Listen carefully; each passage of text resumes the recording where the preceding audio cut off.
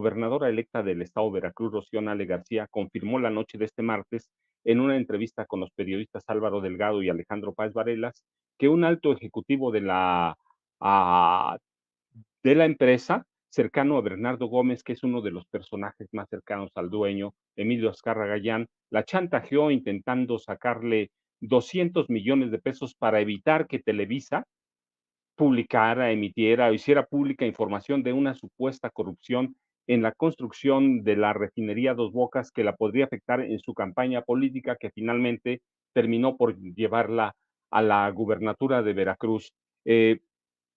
Tenemos, por favor, don David, el video N de Rocío Nale, el primero, sobre la ratificación del chantaje de Televisa.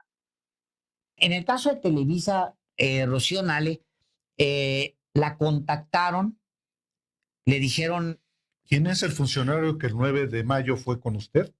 ¿quién es ese funcionario? Y luego también, Rocío Nale, si la contactaron desde la Ciudad de México, es decir, si era el Televisa Ciudad de México o era una filial en Veracruz, y dónde se publicó esta información, que afortunadamente Televisa cada vez se ve menos, porque se me fue de largo. Se publica el 15 de mayo en la mañana y en la noche, según hasta donde alcanzo a ver. Ándale. Sí, en Televisa. Bueno, ya no es lo que era. Sí, fue un funcionario y me contactaron a través de una persona que estaba trabajando en el tema de redes de estrategia con nosotros, y vino un funcionario de México. Así fue. Bien. Dale. ¿Cómo se llama? Miren, es un alto funcionario. Alto funcionario. A ver. Bernardo Gómez. Es por ahí. No es No, él, yo creo que pero es importante, Rocío. Yo creo que es importante, gobernadora. Trabaja ahí con él, muy cerca. Muy cerca con el segundo de Bernardo Gómez. Por ahí. No, Bueno, pero yo pienso que por rigor debe usted decir de quién se trata, porque quedar lo etéreo no es contribuir tampoco a la transparencia. Y de una vez que se sepa, Rocío. Pero yo creo que ya la declaración, la narrativa que hizo el presidente, la declaración de qué empresa fue, y yo estoy diciendo que es un alto funcionario, yo creo que ya es con eso. Y te voy a decir por qué, porque no lo quiero hacer personal. Qué bueno que se expuso, para que la gente se entere cómo vivimos una campaña. Cuando hay una campaña política, uno pues enfrenta muchísimas cosas. pero ahora exhíbalos, Rocío. Gobernadora, ya póngalos ahí sobre la mesa. Es que luego pasan las campañas y luego todos esos temas quedan flotando. Pues órale, vámonos, que den la cara. Digo, porque se tienen muchos pantalones para ir a pedir 200 millones, ¿no? Digo, pues ahora que se enfrenten a la gente, al descrédito. Mira, así es, y yo leí hace rato, yo estaba hace rato en Ciudad de México, acabo de llegar a Veracruz, hoy tuvimos una reunión con nuestra presidenta, estaba leyendo que decía, Rocío Nale no presenta pruebas. A ver, cuando te van y te buscan y te hacen eso, tú no los estás grabando. Pero yo tengo una oficina aquí en Veracruz y yo lo recibí en la oficina, esta persona. Entonces, sí tenemos el... A ver, yo les digo. 200 millones de pesos para no publicar. Fíjese que no, bueno, la realidad es que debemos decirlo. ¿Qué pasa con Televisa? Bueno, es que es un comportamiento normal e histórico. Ese chantaje de Televisa no es nuevo. Hace décadas aprendió Televisa a manipular a la imagen, a manipular el fondo, la forma. ¿Para qué? Para alterar la realidad. Es decir, son unos maestros del chantaje. Por ejemplo, recuerdan, entre 2005 y 2006 firmó Televisa un acuerdo millonario y ventajoso para ser presidente en 2012. ¿Con cuánto tiempo de anticipación? Que eso más o menos querían con Rocío Nale. Firmó un contrato con Enrique Peña Nieto, para hacerlo presidente en 2012. Y esa, mire, también es necesario recordar que el 9 después de Peña, hay otros muchísimos casos de cuánto dinero se le entrega a Televisa, sobre qué condiciones, qué ofrece Televisa, qué habría pasado si Rocío Nale hubiera aceptado ese chantaje por 200. Claro que después le habrían pedido más, llegando o tomando posesión como gobernadora de Veracruz, le habrían ofrecido lo mismo que a Peña, hacer la presidenta de la República, la segunda presidenta de este país, pero mire, solo hay que recordar cómo se maneja Televisa. El 9 de diciembre de 2005, pocos minutos después de las 6 de la mañana, cuando el noticiero 1N, Primero Noticias, que conducía el periodista Carlos Loret de Mola, y digo periodista entre comillas, transmitió en vivo la supuesta captura de 3 a presuntos secuestradores y la liberación de 3 víctimas en un operativo de elementos de la ya desaparecida Agencia Federal de Investigaciones, la AFI, a cargo de Genaro García y de Luis Cárdenas Palomino. En la transmisión se observa elementos de la AFI llegar al rancho de Las Chinitas en la carretera México-Cuernavaca, seguidos del reportero Pablo Reina, quien después renunció a Televisa, y este reportero narra el operativo acompañado de su camarógrafo, junto con un reportero y un camarógrafo de TV Azteca, que también transmitió en vivo el supuesto operativo. Se observa cómo los agentes fuertemente armados entran al rancho y someten a un hombre que ya estaba en el suelo boca abajo y es esposado, y le exigen que levante la cara, que se identifique, y les dice llamarse Israel Vallarta, que lleva hoy, desde entonces, preso. Le preguntan cuánta gente tiene secuestrada y responde que 3. Los agentes exhiben 2 armas de alto poder, supuestamente propiedad de estos delincuentes de Israel Vallarta. Después, Pablo Reina va a un rincón de la casa donde se encuentra una mujer sentada en el suelo y cubierta con una manta blanca, de la que inmediato asegura que es de origen francés, y comienzan a interrogarla con complacencia elementos de la AFI. Este caso no es otro sino el montaje que llevó a prisión a Israel Vallarta, presunto cabecilla de la banda de secuestradores Los Zodiacos, una banda que nunca existió, y a su novia, la francesa Florence Cassés.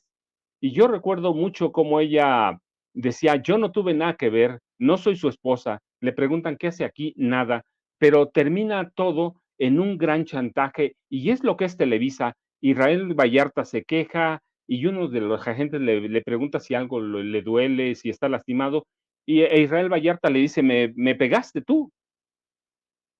Y después le vuelven a preguntar y mejor se calla.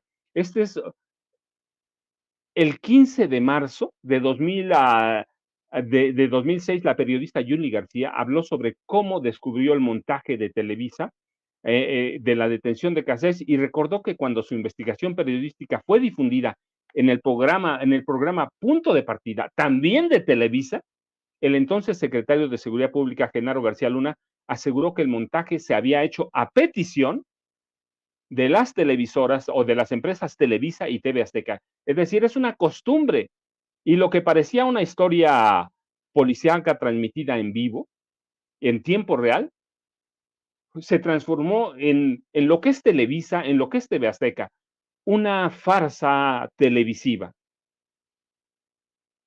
Una farsa que terminó por caerse, y en cuya clave fueron fundamentales Genaro García Luna y, claro, Felipe Calderón Hinojosa, porque Televisa sí opera con el apoyo y la autorización del presidente de la República. Por lo menos así operó hasta Enrique Peña Nieto. Y hay que recordar, mire, el 15 de agosto de 2015, cuando la magnate María Asunción Aramburu Zavala, una de las 3 mujeres que más dinero tienen en este país, denunció por extorsión a Adriana Pérez Romo, esposa del periodista Joaquín López Dóriga. Es decir, la extorsión, el chantaje, los montajes son un comportamiento natural en Televisa. Recuerdo entonces que aquel agosto de 2015, la inmobiliaria Avilia, propiedad de Aramburu Zavala, denunció que la esposa de López Dóriga le exigía $5 millones para que el gobierno del Distrito Federal de la Ciudad de México hoy dejara sin efectos procedimientos instaurados contra la construcción de un complejo de 122 departamentos en la calle Rubén Darío, en la colonia Polanco. Es decir, hay un comportamiento natural, un comportamiento que se aprende ¿dónde? En una escuela de chantaje, en una escuela en la que se vende el periodismo. Yo recuerdo mucho entonces al periódico Reforma, que publicó un video grabado el 16 de junio de ese año de 2015, un video grabado en las oficinas de Avilia, en el que Mario Alberto Becerra Pocoroba, abogado de la esposa de López Dóriga, manifestaba la intención de su cliente de obtener dinero a cambio de dejar fluir la construcción del edificio. En pocas palabras, querían dinero para dejar trabajar a esa constructora.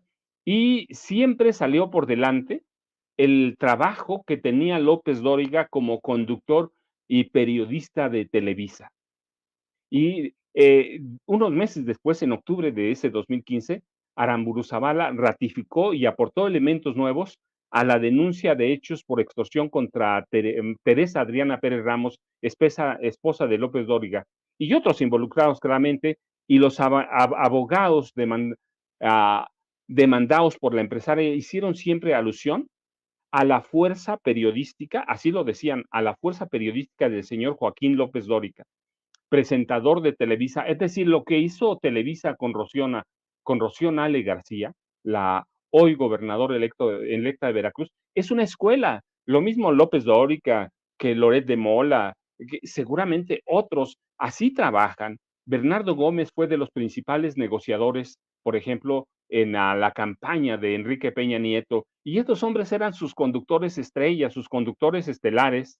Y yo recuerdo, según la demanda presentada por los abogados, López Dóriga era parte fundamental en la solicitud de su esposa. Es decir, ha habido en Televisa grandes periodistas dedicados al chantaje, a la extorsión. Yo lo he platicado porque lo conocí en su momento, viví 4 años y medio en Acapulco y vivía en un cerro, porque Acapulco todo es cerros, ¿sí? Pegado al centro de Acapulco, y bajaba todos los días a la bahía y había un yate muy bonito. Siempre preguntaba, como reportero siempre he sido curioso, preguntaba de quién es este yate, y los dueños, el monto. Y un día, como 2 semanas, vi atracado ahí a un yate y le pregunté al guardia marina de quién es, y me dijo de un periodista muy famoso que se llama Joaquín López Dóriga. El yate costaba, ya me lo había dicho antes, costaba $2.5 millones. Y después me enteré que López Dóriga había comprado ese yate gracias a las cortinillas que aparecían en su noticiero de Televisa con dinero que le entregaba Enrique Peña Nieto por presentar propaganda política como si fueran noticias. Es decir, hay una costumbre, yo recuerdo mucho una nota del portal Homo Sapien en 2015, la empresaria María Asunción Aramburu Zavala, acompañada por su abogado Javier Colo Trejo, además de 3 ejecutivos de la inmobiliaria Avilia, acudieron a entregar videos sobre el chantaje de los abogados y la esposa de Joaquín López Dóriga. Es decir, la extorsión es una forma de vida. Hemos tenido periodistas famosos, algunos de Televisa, otros no tantos. Por ejemplo, discúlpeme, Jacobo Zabludovsky. Era un periodista exquisito. Lo seguía muchísima gente. Por décadas no hubo otro que él. Y este hombre vivía ¿de qué? De la corrupción también. Cuando salió de Televisa intentó lavar su nombre. Pues sí, pero ya se había corrompido por décadas. Ya se había. Ha habido otros periodistas tan famosos que hoy no se conocen, por ejemplo, o cuyos nombres ya se olvidaron, por ejemplo, Carlos de Negri. que se dedicaba a vender silencios. El periodismo en este país ha servido para enriquecer a unos cuantos personajes. Hoy conocemos a López Dóriga, a Loret de Mola, a Raimundo Rivapalacio, y mire, recuerdo mucho el caso de Rivapalacio porque es personaje de uno de mis libros de García Luna, El Señor de la Muerte. Raimundo Rivapalacio era un periodista al servicio de Genaro García Luna, asalariado o no, no importa. García Luna, por ejemplo, le ponía un grupo de 5 agentes de inteligencia para que López Dóriga manejara la información que García Luna quería que manejaran. Y en un momento dado, Televisa recibió 120 millones de pesos, además de los miles de millones de pesos que recibía del gobierno de Felipe Calderón. Además de eso, recibió 120 millones de pesos para crear un programa que se llamaba El Equipo, un programa supervisado por la presidencia de Calderón, un programa para hacerle imagen política a Genaro García Luna y en 2011 lanzarlo como precandidato presidencial del PAN. Es decir, Televisa no sabe vivir de otra forma. Televisa es una empresa que nació para vivir del chantaje, de la compra de silencios, de la compra de periodistas. No puede hacer otra cosa y no lo puede hacer. ¿Por qué? Porque no sabe cómo hacerlos. Pero no solo es Televisa. La verdad es que la prensa en este país vivió por décadas de lo que llaman el chayote, ¿sí? El chayo, el embute, que hoy de pronto el presidente cuando habla, la verdad es que lo hace con sarcasmo, dice ya no hay embute, sino que hay depósitos depósitos electrónicos, depósitos digitales, y tiene razón, a mí me tocó atestiguarlo, cuando íbamos a giras de algún gobernador, del presidente de la República, los chayotes se entregaban en sobre, les entregaban a los reporteros que cubrían la fuente, les entregaban miles, de veras, miles de pesos, miles les entregaban. Y cuando no les entregaban, cuando a alguno le faltaba dinero, lo regresaban, chantajeaban a los jefes de prensa. Así que el jefe de prensa terminaba por entregarles todavía más dinero a estos periodistas que se dedicaban al chantaje, a la extorsión. Otros ha habido muy famosos, por ejemplo, en Ciudad de México había un periódico que se llamaba, o se llama, no sé si sale porque ya no lo sigo, ha habido años que no vivo en la Ciudad de México, La Segunda de Ovaciones. Y había un tipo, Mario Munguía, que firmaba como Matarili, y este tipo eh, estaba inmerso en la corrupción, podía colocar personas en cualquier dependencia de gobierno, en la policía, es decir, era un tipo que operaba como un jefe de prensa de la policía, de los gobiernos, de todo. Esos eran los periodistas. Ha habido periodistas decentes y siempre ha habido, también. Siempre ha habido, hay que decirlo, ha habido generaciones de periodistas decentes, pero eran más los periodistas corruptos. Y los periódicos, el que usted vaya, El Universal, Excelsior, El Sol de México, al que usted vaya, vivían de qué? De la corrupción, vivían del dinero que les entregaba el gobierno. Yo recuerdo mucho, alguna vez el dueño de un periódico, yo era ejecutivo de ese periódico, yo le pregunté por qué contrató a fulano de tal. Y él me decía, porque mira, ves este portafolio, cuando no tengo para la nómina, él va a la presidencia de la República. Y ese portafolio llegaba llenos de billetes de $100, de veras.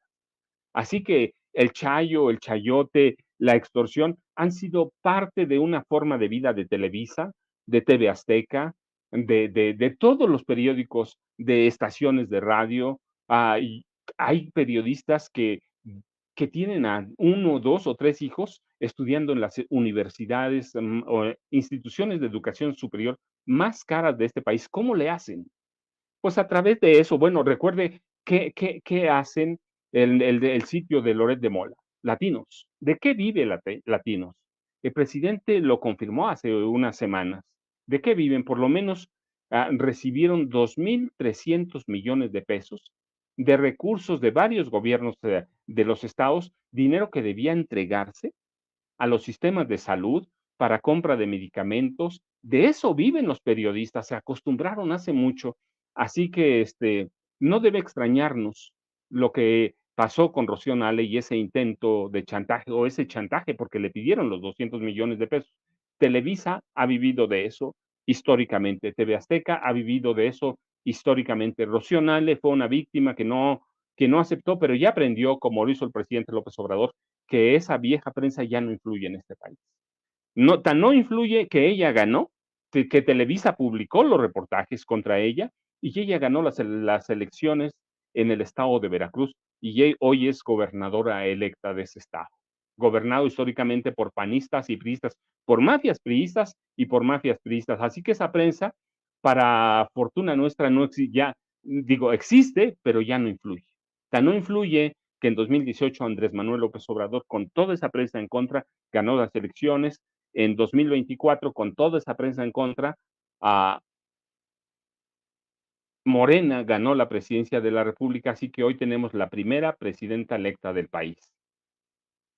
Pero vamos a tener esa prensa histórica por mucho tiempo. No se va a ir. ¿Por qué? Porque tienen dinero.